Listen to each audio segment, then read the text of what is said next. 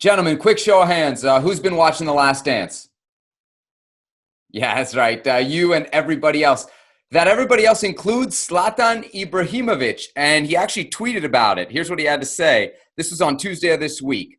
Nice to see The Last Dance. Now you see how it is to play with a winner. Either you like it or not. If not, then don't play the game.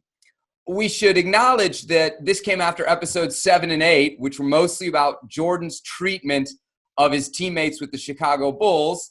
And this comes in the weeks after we've heard plenty of comments from Zlatan's former Galaxy teammates about his treatment of them. So, Herc, is it coincidence or you think this is a response?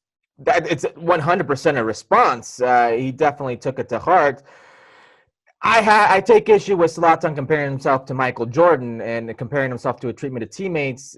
And if he's talking about the Galaxy in particular, what do they win? What do they win? I mean, individually, statistics were amazing. 52 goals in 2 seasons for a player of that age is unbelievable. He practically carried that team offensively, but they catered to him. They played to his skill sets.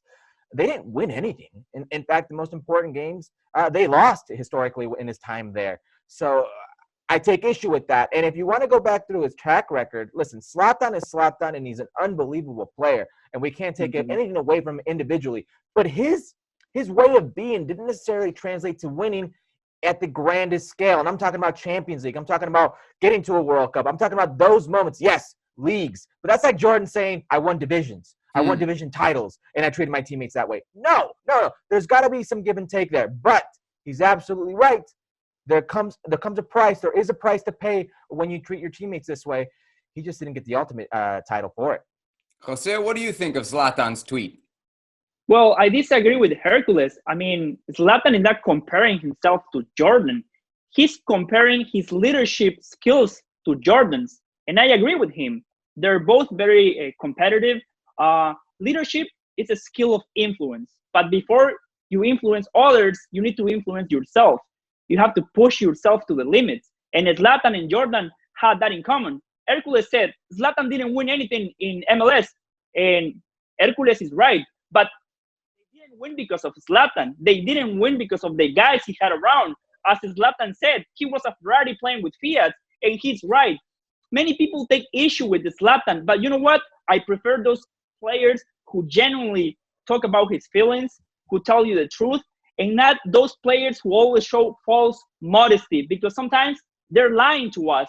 They're not being truthful to us. And you know what?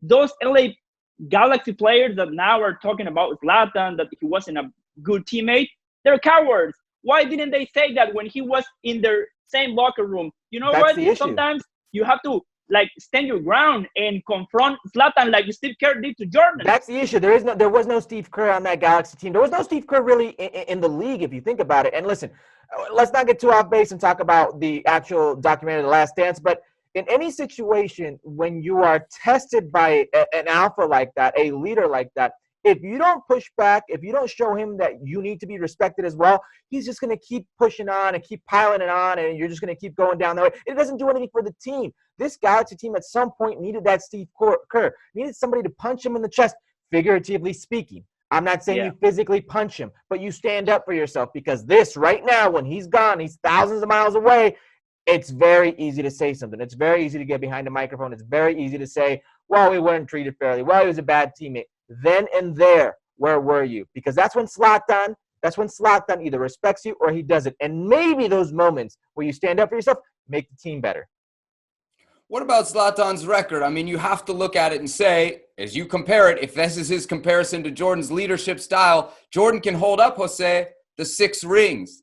Zlatan can, not just in MLS, but like Herculez mentioned, at the grandest scale. If the biggest championship is Champions League, this guy played on the biggest clubs in Europe for 20 years and never won a Champions League. I think without that in your resume, it's hard for you to be a jerk and get away with it, no?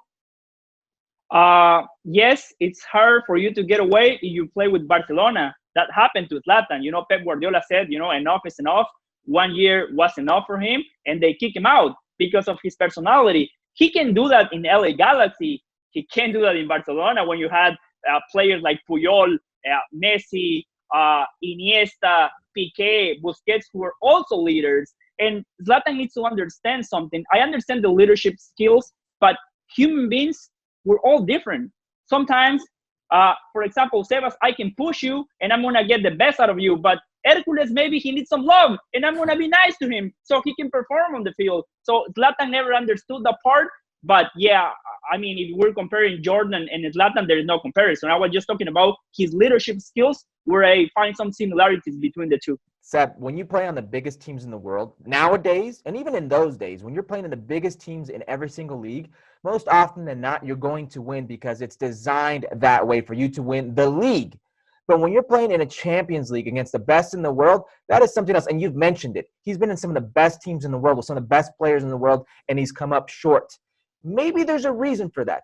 Maybe that personality doesn't always mesh with the best players. Maybe some of those players pushed back, and maybe some of that pushback caused a little bit of, let's say, friction in the locker room, as we've heard in Barcelona. And sometimes when it's not a cohesive unit in the locker room, you don't get to where you want to be. All right, boys, what are your plans for The Last Dance? I'll say you first.